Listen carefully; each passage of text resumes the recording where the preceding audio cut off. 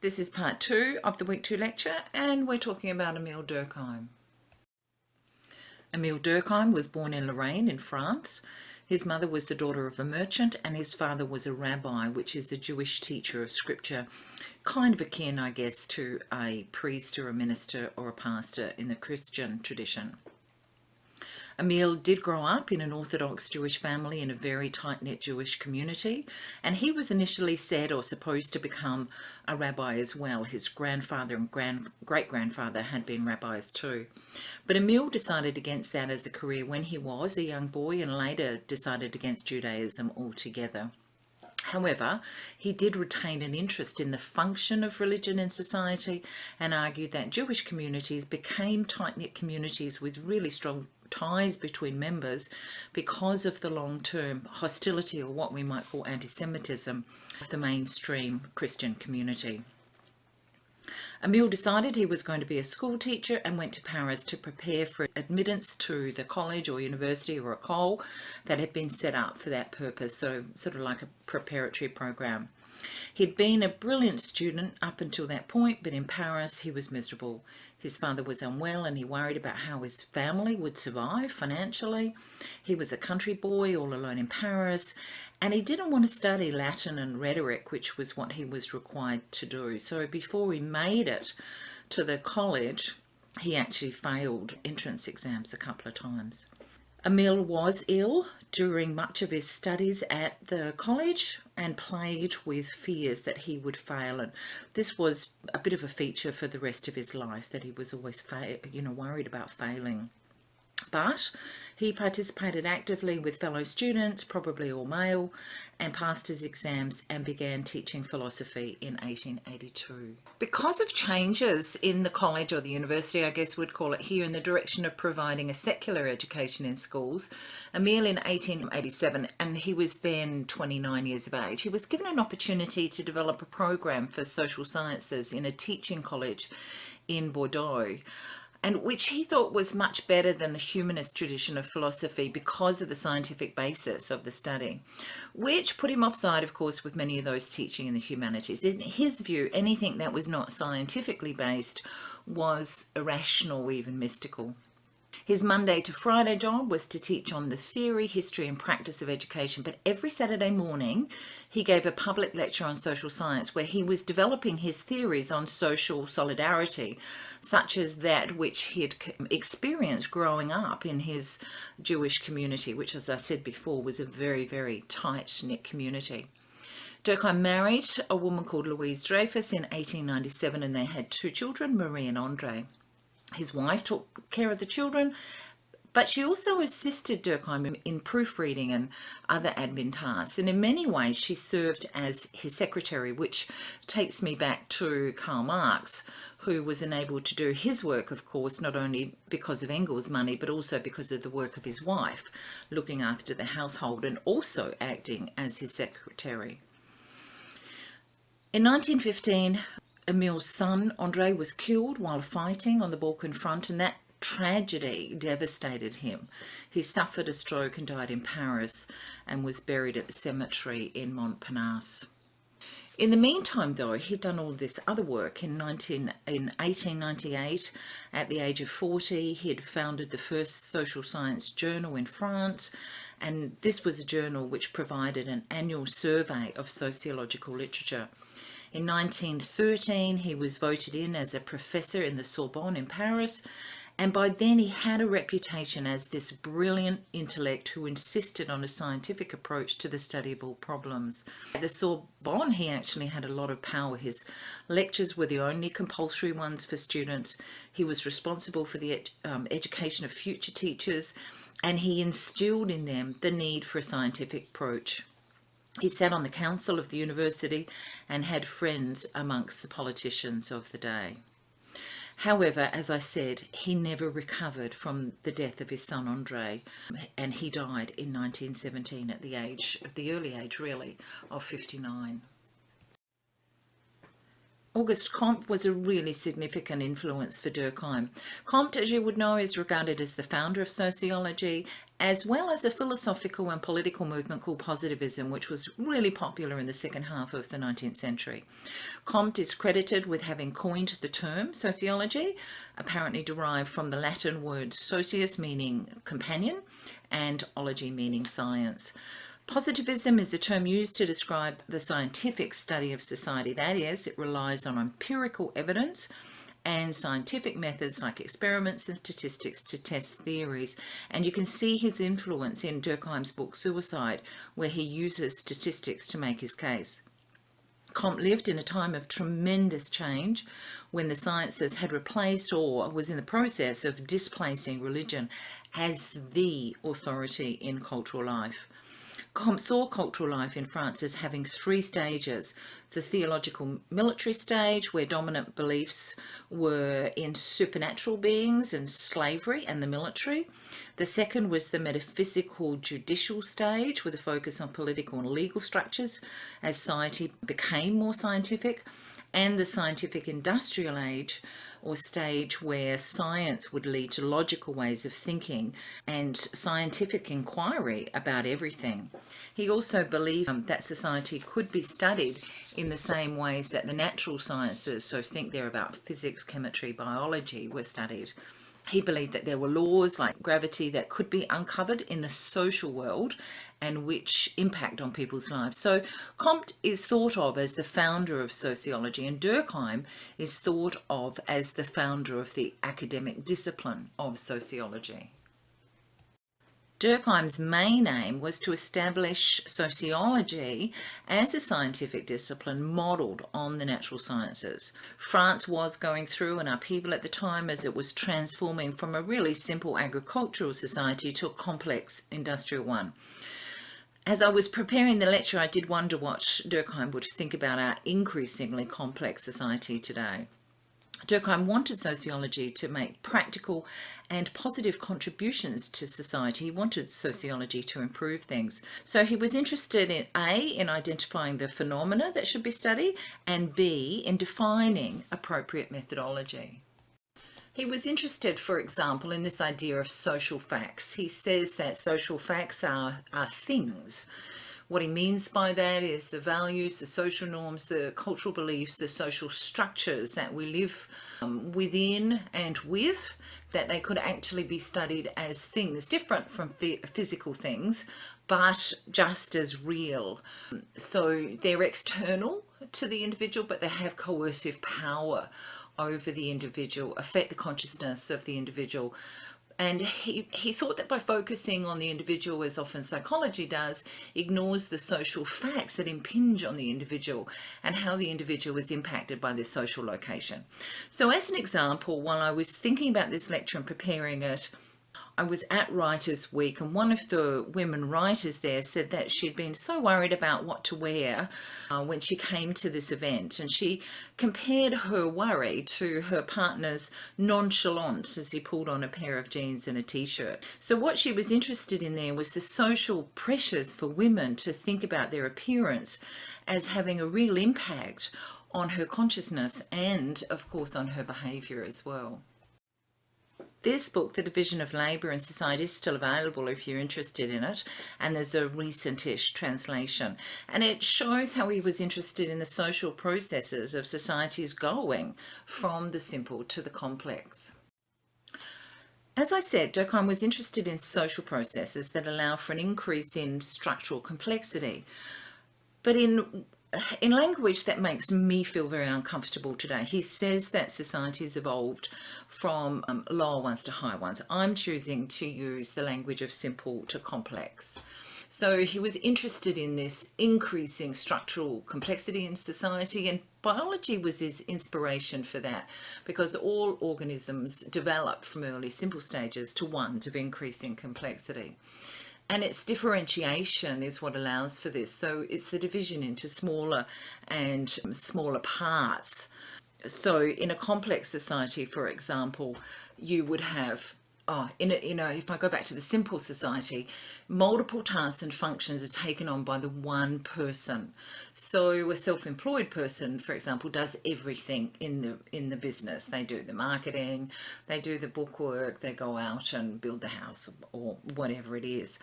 And apparently that's similar for biological organisms as well. But once you get this increasing complexity, either in an organism or in society, you get this differentiation. So a large corporation, for example, has employs people in a very specialist way. So you'll get a marketing team, you'll get a receptionist, and all they do is talk to people as they come in to the office or represent the corporation to the public, for example. And then you'll get people who just do the bookwork or the accounting for the organization. So that's what he was interested in, how we move from a society where people take on multiple tasks into a highly complex society where we become very specialized in what it is that we do. In a simple society, there are quite homogenous groups of people, or people who are very much like each other, and there aren't very many of them. There's often a strong sense of belonging, and it's held together by strict codes of behavior. And so there's kind of this powerful collective conscience, what we might call social norms, and very harsh punishments. And it did remind me of a trip that I did some years ago to a Pacific island called Lafou. And I was on a bus tour of the island, and the tour guide was talking about the, very low crime rates, if they have any crime at all, no drugs on the island. But then he talked very proudly about how they go about controlling their population and how that is all held together. And part of what they do is whip people. So if a young person is out of line, isn't behaving according to their strict codes of behaviour, then that young person is whipped. But not only that one young person who might have misbehaved, but his peers as well. And then those peers turn on the young person, and so they hold the group together by these very strict codes of behaviour on the one hand, but also very harsh punishments to uphold those strict codes as well. He calls the solidarity, that strong sense of belonging, a mechanical solidarity. There's lots of similarities between the people. The interactions do lead to very clear moral rules and that concrete, what he calls a concrete collective conscience, and punishments, as I said, that seek to control people. So the offence that people engage in, if they do anything, is against the society, and the society turns on that person who isn't fitting in. When it comes to complex society, as I said, that division of labour is increasingly specialised. But that also makes it harder to belong, and it's up to the individual then to work out their place. And so if there is any solidarity, he calls this organic solidarity, where interactions lead to more abstract, less cohesive collective conscience. So the social norms are a bit more diverse. They're not as solid for a more complex society. And we'll have what he calls restitutive law, where the offender is expected to pay for harm done to the person offended and obey the law. So obey the law rather than the social norms, which is interesting because it seems to me that we need to obey both, but perhaps that's a conversation we can have in class. So functionalism, or understanding how the various tasks were undertaken to allow a society to function, to work as a cohesive whole, was one of the major viewpoints in early or classical social theory that was developed by Durkheim, but also by Herbert Spence over in England.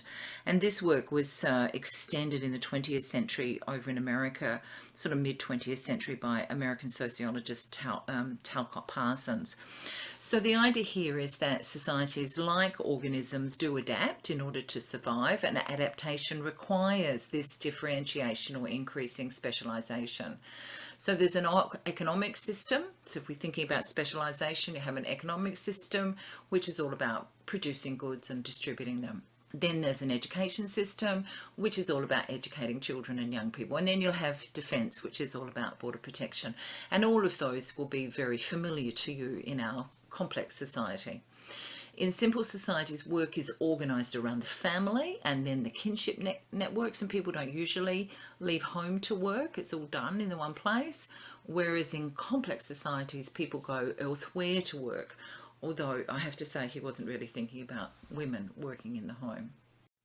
As I said earlier, Durkheim was very interested in how separate parts of a society can function together and work as a unified whole. And according to him, it's the shared culture, so the values, beliefs, customs, art, the social behaviour, that helps us to make sense of the world.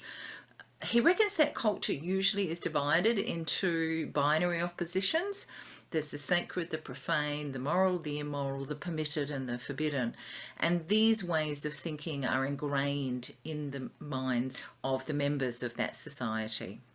Each society or culture will have what he calls the totemic symbols, which makes me think, for example, of the Australian flag or the national anthem.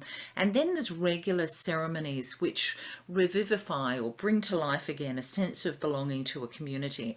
And think about Australia Day, which is really interesting to me because up until fairly recently, I'd have to say that it did encourage this sense of belonging to a community. So a way to unite the community. But in Australia, at least now, it's no longer a symbol of unity, Australia Day. It's a much more divisive symbol. So where Durkheim is saying that collective ceremonies and symbols produce a common culture which changes to fit social circumstances. Again, that makes me think about this discussion around Australia Day and whether we should rename it Invasion Day or change the date. I think we're in the middle of witnessing collective ceremonies and symbols changing to reflect changing ideas about the nation. In his work on suicide, Emile Durkheim wanted to demonstrate that while suicide appears to be the preeminent individual act, that it was actually a social phenomenon caused by what was happening in society, what today we would call the social determinants. He wasn't interested in individual differences, but he was interested in how rates of suicide in particular groups changed over time. He has a few ideas of different types of suicide, one of which is egoistic suicide, and he says that results from a lack of integration into society. So the more an individual is thrown onto their own resources, the greater the suicide rate. He found the suicide rate was lower amongst Catholics because that tradition integrates the individual into a collective life.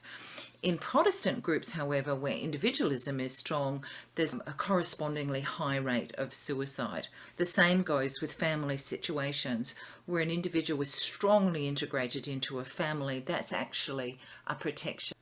Altruistic suicide he saw as the result of regulation of an individual, where somebody's so strongly controlled by social norms that they'll kill themselves because they've been commanded to do so, or because they have such a sense of shame that they've violated social norms, which always makes me think about harikari and traditional Japanese culture, but also about suicide bombers as well. Anemic suicide he saw as happening where there's a crisis and the previous social norms no longer apply, or when there are contradictory social norms and it's left up again to the individual to figure out for themselves what to do. For example, a person who suddenly has great wealth thrust upon them and the individual doesn't know how to cope with that. Alternatively, if a person has great wealth and is suddenly bankrupt, they might not know how to cope with the sudden restrictions. I guess what he was suggesting is that if you want to reduce suicide rates, then you have to look at what is going on more broadly. In his book, The Elementary Forms of the Religious Life, Durkheim examines religion, and he does that as a social phenomenon. So he believed that studying simple societies was a way to understand what religion was all about, and he used secondary source material to examine Aboriginal Australian communities. I don't think he came here, I think it was all secondary source material. He saw religion as a really fundamental source of both moral rules, so I mean by that rules about what's right and what's wrong, as well as about social integration. So when people don't have strong religious ties, when they do lead very secular lives, religious connections weaken because all of those ceremonies, services, engagement, etc., are needed to maintain those religious connections, and they're gone in a secular society. Collective rituals, he says, also generate an emotional energy which strengthens connections and actually bonds or brings a community together. And I guess I think they're about coming away from a sporting event when your team has won, and how everyone is uplifted and jubilant and feels connected to the team. If you're interested in that idea, American sociologist Randall Collins has explored this notion of emotional energy in the 21st century. So that's some revisionary material on Durkheim, and I just wanted to finish up with a feminist critique of his ideas or his work. And certainly women are largely invisible. They seem to be unimportant. They seem to be, in his binary system, natural as opposed to cultural. He thought in suicide that women were less likely to commit suicide because they were biologically at a lower stage of development, because they were less complex. So in summary, Durkheim instituted sociology as a field of knowledge. He argued for analysing society as the natural sciences analyse the natural world, and he was very interested in how the individual is constrained by social facts that are external to the individual.